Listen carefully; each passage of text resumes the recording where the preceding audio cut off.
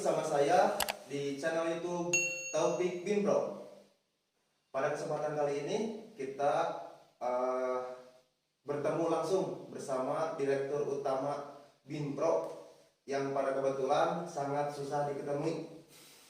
Ya, baik. Assalamualaikum warahmatullahi wabarakatuh. Saya Taufik Ibrahim yang secara kebetulan di Binpro sebagai pengasuh, bisa juga sebagai Direktur Utama CP Binpro Bintang Properti. Meskipun istilahnya susah ditemui, itu bukan susah ditemui sebenarnya, tapi waktunya yang belum pas gitu kan. Karena banyak kegiatan, ya kadang beres dari pekerjaan yang satu ke tempat yang lain lagi, ke lihat kebunnya kebun punya orang gitu. Kebun punya orang atau sawah atau banyak sih, banyak lahan yang dipasarkan oleh Binpro Bintang Properti. Baik, saya potong dulu Pak. Itu tadi keseharian Bapak tentang mengontrol sawah, tanah. Sekarang saya mau tahu lebih jeli tentang sejarah Binpro atau awal mula Binpro berdiri itu. Kalau sejarah awal mula Binpro itu kalau dipaparkan sangat panjang sekali dan kayaknya bisa memakan waktu beberapa hari gitu. Tapi secara garis besarnya ini terbentuknya CP Binpro ini tidak lepas dari doa orang tua, doa sesepuh ibu bapak, itu tidak lepas dari itu. Yang sebetulnya waktu sekitar 2016 lah, tahun 2016 itu awal mulanya bukan membentuk untuk properti gitu kan, karena waktu itu juga saya masih di usia sekitar 30-an begitulah, sekitar 30, terus sering main dengan anak muda gitu kan, karena saya paling suka dengan anak-anak muda yang kreatif. Nah kebetulan pada waktu di tahun itu di 2016 itu ketemu sama Gali. Awalnya itu sama Gali terus Bayu dan lain-lain, ada 2-3 orang yang pada masa itu, sampai sekarang pun kita kan suka musik ya. Nah karena musik itu lumayan lah biar awet muda. Nah pada waktu itu ketemu sama Gali, yang paling utama itu sering intennya itu dengan Gali, karena selain dia namanya itu masuk di akademis, dia itu sama suka musik gitu. Main gitar bisa, main drum apalagi, karena dia lebih cenderungnya itu di drum. Nah, itu akhirnya membentuklah suatu band, dan kebetulan masuklah ada nyari pemain bassnya yang tadinya sama Tres, terus masuk ada Rian jadi pemain bassnya. Terbentuklah band namanya Redpom. Nah namanya itu Redpom. Jadi Gali juga senang buat lagu juga, nyiptain lagu dan main musiknya juga oke lah, lumayan gitu ya. Nah itu prestasinya lumayan. Redpom itu menjuarai di satu di Redpom itu di apa ya, event lah pokoknya ya, mungkin nggak bisa disebutkan eventnya Untuk berbagai perusahaan bidang apa gitu angkatan. ya. Itu jadi juara beberapa kali, termasuk ikut kontes di Bandung juga gitu waktu itu, Rising Star gitulah. Nah, ini anak-anak muda ini, saya bilang di benak saya itu terpikir, ini anak-anak pasti IQ-nya beda dengan yang lain. Seiring berjalan waktu itu sempat lost contact juga, karena saya juga punya kegiatan di luar gitu ya. Kebetulan saya juga keluar pulau gitu, keluar pulau sempat ke Medan dulu gitu. Lost kontak lah dengan ini sekitar tahun berapaan. Nah, mungkin setelah beres di akademis, menyelesaikan di akademisnya kali ini, akhirnya mungkin sambil ngeband sambil kerja juga gitu kan. Nah, awalnya saya juga nggak tahu kenapa bisa begini. Nah, ketemu sama kali.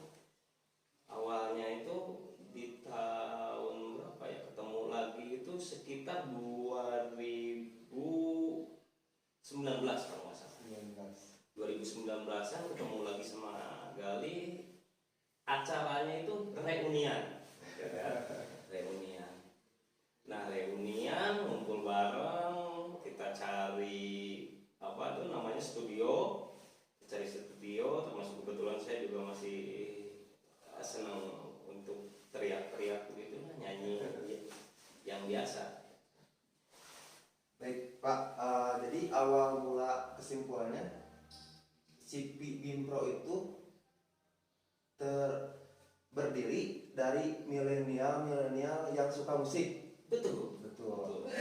Dan yang betul-betul menurut saya itu cerdas. Makanya alhamdulillah banget orang tua itu bisa punya anak yang apa istilahnya beda dengan yang lain.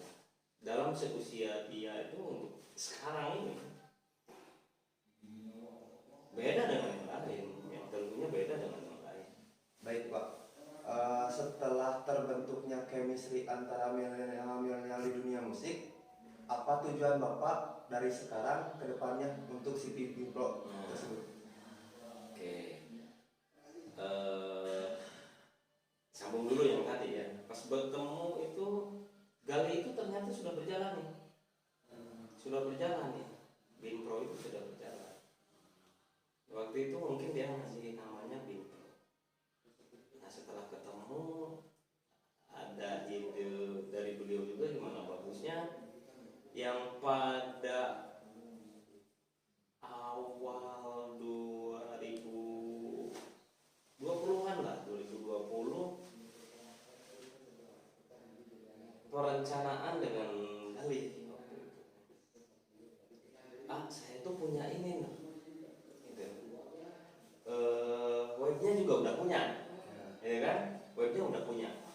Jadi berjalannya itu sebetulnya udah berjalan dari 2016. Si Bintang Properti ini, gitu ya. Jadi Bintang Properti ini bukan hanya rumah saja yang kita pasarkan, gitu.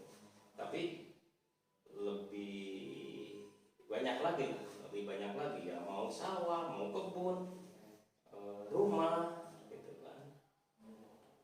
Termasuk empang juga, gitu kan. Karena yang namanya di daerah kadang-kadang kan punya empang bosen, pengen dijual, Ya, betul. nah menghubungi. Yang sebetulnya pada waktu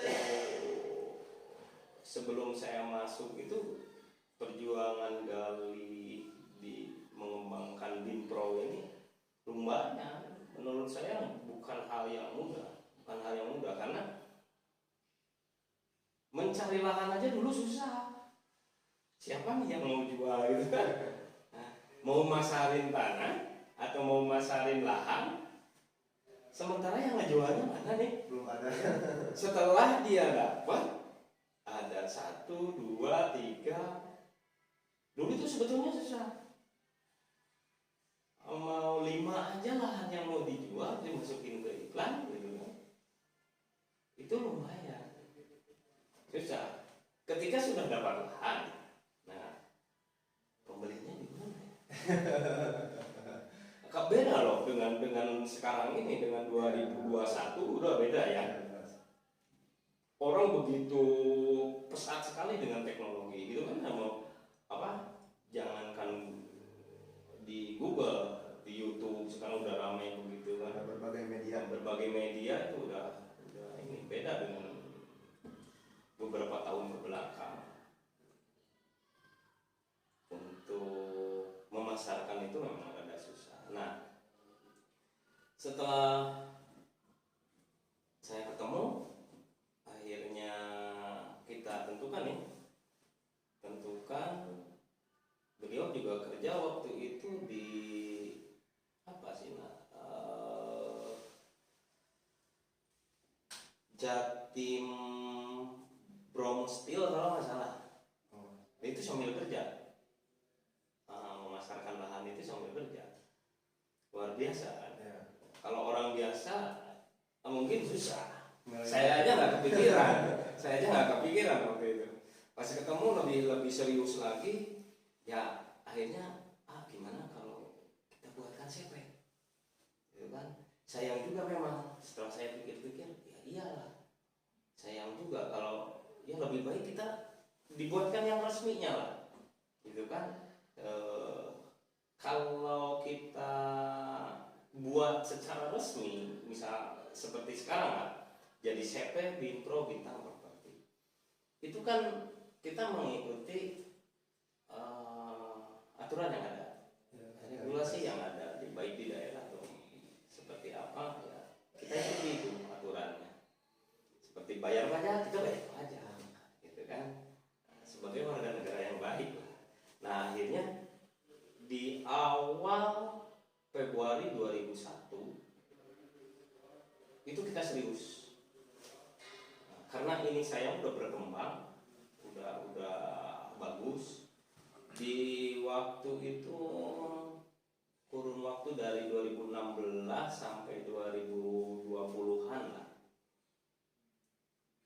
Udah lumayan, lahan yang dipasarkan itu mencapai 2000-an. Mencapai 2000-an. Yang tentunya dengan usaha kerja keras, otomatis itu. Baik Pak, sebelumnya maaf ya, bukan saya mau ingin tahu rahasia dapur, tapi saya pengen jauh lebih tahu tentang sistem, baik itu pemasaran atau sistem-sistem bagaimana cara menjual, atau lewat perantara atau gimana? Bagaimana cara membeli gitu ya. Oke, karena kita sudah menentukan di awal Februari 2021 itu kan jelas udah kita daftar aja jadi dijadikan CP. Meskipun mendirikan CP itu resikonya lumayan dan biayanya juga tidak sedikit gitu kan. Ya, why not? Buatkan aja, gitu kan. Toh ada baiknya, gitu kan. Terus dengan kita membayar pajak juga kita bisa ini ke negara, gitu kan. Bisa bersumbangsi gitu kan. Kalau dengan sengaja biasanya kan susah, gitu kan. Nah, kalau ini tidak secara langsung kita bisa bayar pajak dan bisa memberikan income ke negara, gitu kan. Meskipun mungkin tidak besar jumlah atau ininya ya. Nah, kalau sistem itu kita bahas yang ini dulu ya. Untuk yang mau menjual dulu, istilah di kita itu owner lah. Owner ya. Yang mau menjual itu owner. Saya punya lahan nih, itu mau dijual, kebun atau sawah. Kita tanya dulu luasnya berapa, surat kepemilikannya seperti apa, itu harus jelas dulu. Apa masih SPPT atau GIRI gitu ya. Kalau sekarang kalau nggak salah GIRI udah ada, kan SPPT.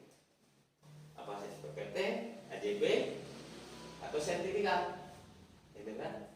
Nah, setelah melalui by phone atau by WhatsApp, gitu kan, baru, nah di Bimpro itu supaya, tapi sebelum itu di Bimpro itu memang banyak, jadi memang ada kantornya juga, gitu kan, supaya orang juga tidak kebingungan, ini CP Bimpro ini jangan-jangan ada nama tapi nggak ada orangnya, gitu kan, nggak ada tempatnya, ada tempatnya, alamatnya juga jelas ada, gitu. Kantornya ada, terus bagian-bagiannya juga ada, jadi divisi-divisi ada, divisi hukumnya, divisi apa legalnya juga ada, gitu kan. Untuk legal itu dalam konteks di Binpro ya, konteks di Binpro itu untuk legal itu kayak beginilah, untuk mengurus apa jual belinya, apa mau ke AJB atau mau dari AJB langsung ke sertifikat, gitu kan. Nah, itu ada prosedurnya, ada divisinya juga, termasuk pertanian juga.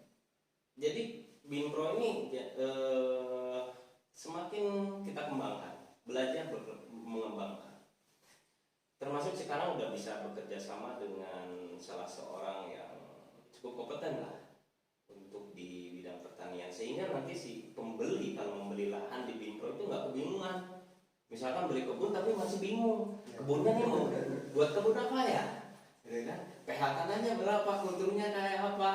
Nah, sekarang kita udah punya ahlinya, jadi tinggal berkonsultasi aja nanti si buyer itu mau bikin kebun apa ya yang cocok di sini, mau manggis, mau durian, banyak lah ya. Udah ada divisinya ya Pak? Udah ada divisi-divisinya. Nah, apa tadi yang namanya si owner ini, setelah kita cek ke lokasi, bertemu dengan langsung, kita nggak menerima kayak apa ya istilahnya, maaf bukannya ini perantara lah. Oh ya. Perantara lah. Jadi kita boleh perantara, tapi kita harus langsung ketemu dengan owner, dengan yang punya lahan. Kita nggak nerima kalau misalkan salah seorang lah, akang misalkan ya, ke orang Binpro, orang Binpro tahu nomor orang Binpro, telepon, tapi tanahnya punya orang, tetap kita terima dengan syarat dari Binpro harus bisa ketemu dengan owner, ketemu dengan pemiliknya langsung, karena kita nggak mau ada masalah di kemudian hari itu. Jadi bukan oh akhirnya nggak dibawa nih, oh enggak gitu. Tapi kita harus ketemu langsung, karena kita juga harus melihat apa bukti surat kepemilikannya, keasliannya. Kalau fotokopi kita nggak mau ini, jadi harus kita cek dulu. Kalau SPPT ya SPPT-nya mana, sertifikatnya mana, kalau AJB ya AJB-nya mana, aslinya ada. Kadang ada kan, oh sertifikatnya Pak di bank, nggak jadi masalah, bisa. Owner ada yang tetap welcome dengan keadaan seperti itu, karena biasanya kadang ada buyer yang begitu, ini kan kita jelaskan bahwa sertifikat tersebut ada dijaminkan di bank, itu tinggal nanti koordinasi aja si buyer dengan pihak bank. Oh ini mau saya beli, tinggal dilunasi atau mau caranya seperti apa ya, itu urusan mereka. Nah, baru kita foto lokasinya, kita video. Setelah itu kita kasih formulir namanya, formulir yang sudah disesuaikan dengan SOP Binpro. Baik itu di situ jelas sekali apa luasnya berapa, kalau tanah itu misalkan lahan ya, kebun lah, luasnya berapa, lebar depannya berapa, ke belakangnya seperti apa, berapa. Nah, itu udah sangat ya menuju ke profesional lah, insya Allah menuju ke profesional, karena bukan apa-apa, kita harus apa ya, bisa bermanfaat untuk orang lain, yang penting gitu. Bermanfaat itu kan bukan ini saja, bermanfaat untuk yang menjual, Ya. juga bermanfaat untuk yang membeli, Saling menguntungkan ya, Pak. saling menguntungkan, lebih ke arah apa, servis lah, gitu kan. Ya, namanya juga marketing. Apa sih pengalaman terpahit selama mendirikan si Binpro itu sendiri Pengalaman terpahit ya, yang pernah dialami sama bersama rekan-rekan? kalau sepi bayar, Sepi bayar. aduh itu pahit sekali. Dan itu biasanya di bulan apa ya? Di sekitaran bulan, biasanya sepi bayar itu di bulan Novemberan ya, kalau nggak salah. Novemberan. Karena sudah masuk musim hujan juga, orang turun susah bayar. Nah, kalau untuk bayar tetap ada sistem, ya sistem tadi kan, sistem untuk apa, si penjual atau owner. Sekarang untuk kalau sistem untuk bayar itu harus menghubungi minimal 2 hari atau 1 hari sebelum. Kalau mau survei ke lapangan di lokasi, Pak, saya tertariknya dengan lahan yang gitu kan. Nah, di situ udah dengan kodenya juga, di Binpro itu udah ada kodenya. Jadi Binpro udah tidak begitu kebingungan, walaupun divisi yang lain juga sama memasarkan itu.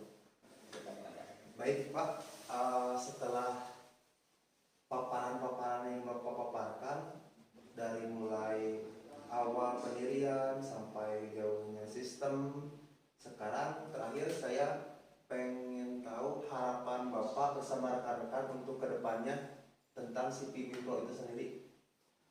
Harapan saya sih yang paling utama adalah begini ya. Harapan sih lebih ke bayar. Jadi kalau misalkan bayar ini membeli lahan sawah, tidak dirubah. Jadi tetap aja peruntukannya itu untuk sawah, itu kan? Ya. Nah, terus kalau kebunnya tetap kebun. Baik itu kalau mau dirubah ya mungkin dirubah pola tanamnya ya, atau tadinya misalkan itu kebun alpukat mau jadiin kebun durian, baru masih tetaplah kebun gitu namanya. Itu termasuk yang lain-lainnya. Baik, terima kasih. Sekian dulu ya Pak. Terima kasih telah berkunjung di channel YouTube Taufik Binpro. Mudah-mudahan di lain kesempatan kita dapat bertemu lagi bersama Direktur Utama Siki Binpro, Bintang Properti Jabar. Sekian dari saya. Wassalamualaikum warahmatullahi wabarakatuh.